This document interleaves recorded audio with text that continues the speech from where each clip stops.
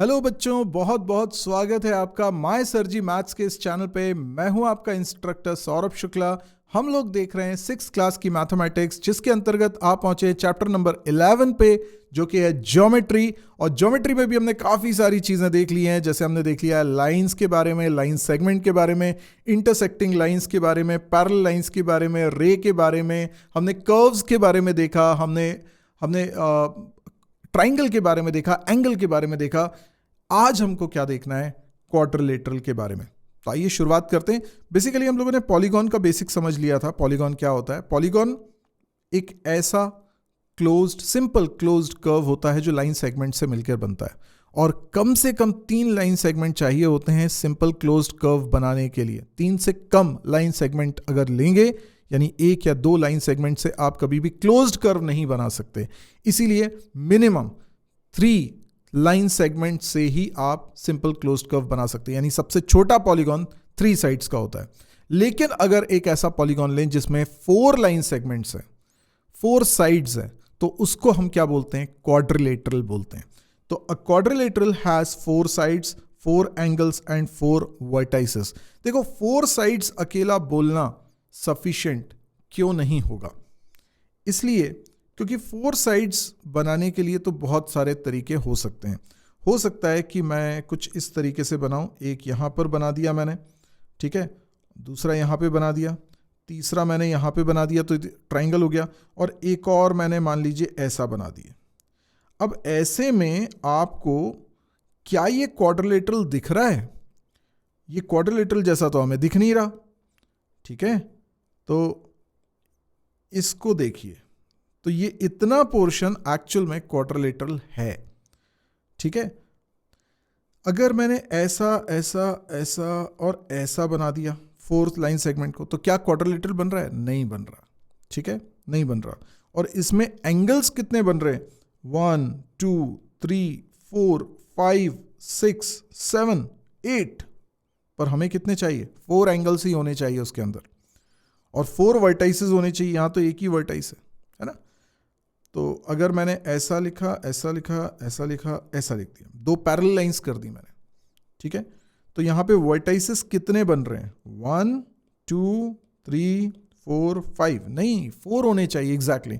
इसलिए डेफिनेशन में सिर्फ 4 साइड्स नहीं बोली, क्योंकि और भी कई सारे कॉम्बिनेशन बन सकते हैं जिसमें वो क्वाड्रिलेटरल ना बने। इसलिए 4 साइड्स होने के साथ साथ 4 एंगल्स और 4 वर्टाइसेस भी होना जरूरी है। जैसे कि इस डायग्राम को देखिए, इसमें 4 साइड्स हैं, 1 2 3 एंड 4। इसी तरीके से इसमें 4 एंगल्स हैं, 1 2 3 एंड 4। इसी तरीके से इसके अंदर 4 वर्टाइसेस हैं, 1 2 3 4। This is called quadrilateral. अच्छा, क्वाड्रिलेटरल के रिस्पेक्ट में भी हम किसी पॉइंट की पोजीशन बता सकते हैं। हम बता सकते हैं कि कौन सा रीजन क्वाड्रिलेटरल के अंदर कहा जाएगा, बाहर कहा जाएगा, या ऑन द क्वाड्रिलेटरल कहलाएगा। इनसाइड मतलब इंटीरियर, ऑन यानी क्वाड्रिलेटरल के ऊपर बाउंड्री पे, और आउटसाइड का मतलब हो जाएगा एक्सटीरियर। तो यहां पर आप देख लीजिए, क्वाड्रिलेटरल भी क्योंकि एक पॉलीगॉन है, यानी कि सिंपल क्लोज्ड कर्व है, क्लोज्ड कर्व के अंदर जो इनसाइड वाला रीजन रहता है वो फाइनाइट होता है। तो यहां पर ये फाइनाइट है। हमने देखा था एंगल के केस में, एंगल के केस में जो इनसाइड का रीजन है वो फाइनाइट नहीं होता। क्यों नहीं होता? क्योंकि ये क्लोज्ड कर्व नहीं होता। लेकिन ये क्लोज्ड कर्व है, इसलिए इसका इनसाइड ये वाला रीजन होगा। तो इसमें P और Q आपको दिखाई दे रहे हैं, इसलिए P और Q ये दोनों इनसाइड हैं। जबकि ऑन द क्वाड्रिलेटरल आपको दिखाई देगा R, आपको दिखाई देगा U, हालांकि A B C D भी कहलाएंगे। और साथ में अब आउटसाइड की बात करें तो S और T आपको दिखाई दे रहे होंगे, जो कि बाहर बने हुए हैं। और बाहर वाला रीजन तो फाइनाइट नहीं है, वो तो इनफाइनाइट है। चलिए, अब आपको एक सिंपल सा सवाल है। इतने सारे डायग्राम्स दिख रहे हैं, आपको स्क्रीन को पॉज करना है और देखना है कि इनमें से कौन कौन से क्वाड्रिलेटरल हैं। तो बस क्वाड्रिलेटरल को मार्क कर दीजिए और फिर देखिए वीडियो को रिज्यूम करके मैं क्या आंसर बता रहा हूं। चलिए देखिए, सबसे पहले मुझे यहां पर बताना है कौन कौन से क्वाड्रिलेटरल हैं। तो पहला वाला जब मैं देख रहा हूं ना, तो उसमें मुझे ये कर्व दिख रहा है, मुझे ये लाइन सेगमेंट नहीं दिख रहा है, ये भी लाइन सेगमेंट नहीं है। ये दोनों तो लाइन सेगमेंट है, पर ये लाइन सेगमेंट नहीं है, इसलिए ये वाला क्वाड्रिलेटरल नहीं है, तो मैं इसके लिए क्रॉस कर देता हूं। फिर दूसरा वाला देखिए, इसमें 3 ही साइड्स दिख रही हैं, क्वाड्रिलेटरल में 4 साइड्स होनी चाहिए, तो ये भी क्वाड्रिलेटरल नहीं है। अगला वाला देखें तो इसके अंदर मुझे 5 साइड्स दिख रही हैं, तो ये भी क्वाड्रिलेटरल नहीं है। अगला वाला देखें तो यस, इसमें 4 साइड्स मुझे दिखाई दे रही हैं, 4 वर्टाइसेस भी दिखाई दे रहे हैं और 4 एंगल्स भी दिखाई दे रहे हैं, इसलिए ये क्वाड्रिलेटरल है। फिर अगला देखें तो इसमें भी 4 साइड्स हैं, 4 वर्टाइसेस हैं और 4 एंगल्स दिखाई दे रहे हैं। देखो, एक एंगल ये है, एक एंगल ये है, एक एंगल ये है और एक एंगल ये है। यस, ये एंगल थोड़ा बड़ा है लेकिन ये एंगल है, तो इसको भी क्या बोलेंगे, ये क्वाड्रिलेटरल है। इसके बाद वाले को देखें तो इसमें भी आप देखें 4 साइड्स दिख रही हैं, लाइन सेगमेंट से बना हुआ है और साथ में 4 वर्टेक्स भी दिख रहे हैं, 4 एंगल्स भी दिख रहे हैं। यस, तो इसका मतलब है ये है क्वाड्रिलेटरल। नीचे की लाइन में देखें, एक बना हुआ है, इसमें 4 ये साइड्स दिख रही हैं, ठीक है, लेकिन इसमें 4 वर्टेक्स हैं क्या? हाँ, इसमें 4 वर्टेक्स भी हैं। ओके, क्या इसमें 4 एंगल हैं? 4 एंगल भी हैं, ओके, लेकिन यहाँ पे भी तो एंगल आ रहे हैं, इसका मतलब ये क्वाड्रिलेटरल नहीं है। दूसरी बात, आप हमेशा याद रखिए, हर पॉलीगॉन एक सिंपल क्लोज्ड कर्व होता है। पॉलीगॉन की डेफिनेशन बहुत बार रिपीट करिए, बहुत बार याद रखिए।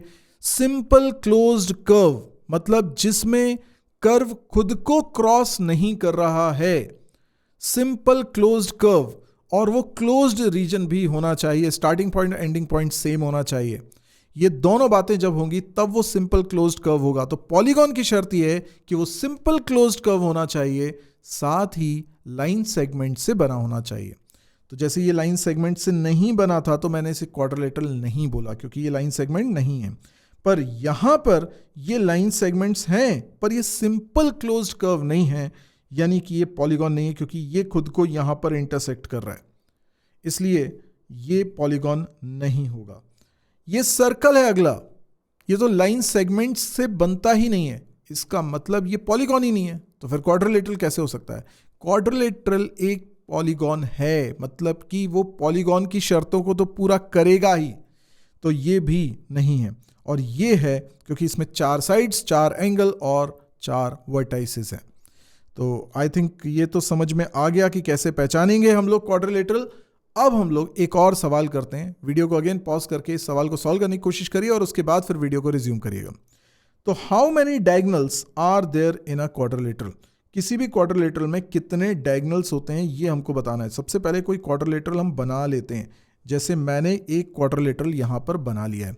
अब हमको ये बताना है कि इसमें कितने डायगोनल्स होते हैं। देखिए, पॉलीगॉन में हम लोगों ने समझा था डायगोनल्स किसे बोलते हैं। डायगोनल्स का मतलब होता है नॉन एडजेसेंट वर्टाइसेस को ज्वाइन करने से। नॉन एडजेसेंट वर्टाइसेस मतलब जैसे ये वर्टाइसेस एडजेसेंट है, ये दोनों वर्टाइसेस एडजेसेंट है, ये दोनों वर्टाइसेस एडजेसेंट है, ये दोनों वर्टाइसेस एडजेसेंट है। लाइन सेगमेंट के दोनों एंड पॉइंट्स एडजेसेंट वर्टाइसेस होते हैं। तो ये दोनों एडजेसेंट इसलिए क्योंकि ये लाइन सेगमेंट के एंड पॉइंट है, ये दोनों इसलिए एडजेसेंट वर्टाइसेस हैं क्योंकि इनकी लाइन सेगमेंट ये रही। तो हमको ये समझना है कि जो एडजेसेंट वर्टाइसेस नहीं है उनको ज्वाइन करने से डायगोनल बनेगा। तो एक ये और एक ये, इन दोनों को अगर मैं ज्वाइन करूं, क्योंकि ये नॉन एडजेसेंट है, इनमें कोई कॉमन लाइन सेगमेंट नहीं थे, तो इनको ज्वाइन करने से जो लाइन सेगमेंट बना वो डायगोनल कहलाएगा। इसी तरीके से इन दोनों को भी ज्वाइन करने से जो लाइन सेगमेंट बनेगा वो डायगोनल कहलाएगा। तो 2 ही डायगोनल बन सकते हैं। तो how many diagonals are there in a quadrilateral? तो आंसर इज 2। कौन कौन सा? अगर मैं इनको नाम दे दूं A, B, C, D, तो एक हो जाएगा AC और एक हो जाएगा BD। ये 2 डायगोनल्स हैं इसके अंदर। क्या आप ट्राइंगल के अंदर डायगोनल बना सकते हैं? नहीं बना सकते, क्योंकि वहां हर वर्टेक्स बाकी सभी वर्टेक्स का एडजेसेंट वर्टेक्स होता ही है। Got it? तो ये था हमारा क्वाड्रिलेटरल। अगर वीडियो पसंद आ रहे हैं तो लाइक करिए, कमेंट देकर बताइए आपको कैसे लग रहे हैं वीडियोस। कुछ सुझाव है तो वो भी बताइए। शेयर करिए वीडियोस को, उन लोगों तक पहुंचाइए जो लोग अभी 6th क्लास में हैं और जिनको मैथ्स की बहुत ज़रूरत है, या उन लोगों तक भी पहुंचाइए जिनका मैथ्स वीक रह गया है, भले ही वो आगे की क्लासेस में पहुंच चुके हैं। और जो लोग किसी कॉम्पिटिटिव एग्ज़ाम की तैयारी कर रहे हैं, बैंक, रेलवे या शायद कैंपस प्रिपरेशन कर रहे हैं या कोई भी एग्ज़ाम जिसमें मैथमेटिक्स आता है, उसके लिए हमारा बेसिक मैथमेटिक्स बहुत अच्छा होना चाहिए। 6th क्लास से 10th क्लास तक का जो मैथ्स है, इसको हम लोअर मैथ्स भी बोलते हैं, और ये मैथमेटिक्स बेहद इंपॉर्टेंट होता है कई सारे एग्जाम्स में। तो आप वीडियो को ज़्यादा से ज़्यादा शेयर करें, अपने दोस्तों तक पहुंचाइए जिनको इनकी ज़रूरत है। यहाँ पे आपको 6 से 10th क्लास तक का पूरा मैथ्स का कंटेंट मिलेगा, साथ ही आपको क्वांटिटेटिव एप्टीट्यूड की प्रिपरेशन भी मिलेगी, और ये सब कुछ एब्सोल्युटली फ्री है इस चैनल पे। तो सब्सक्राइब करिए और मिलते हैं हमारे अगले लेसन में। Thank you.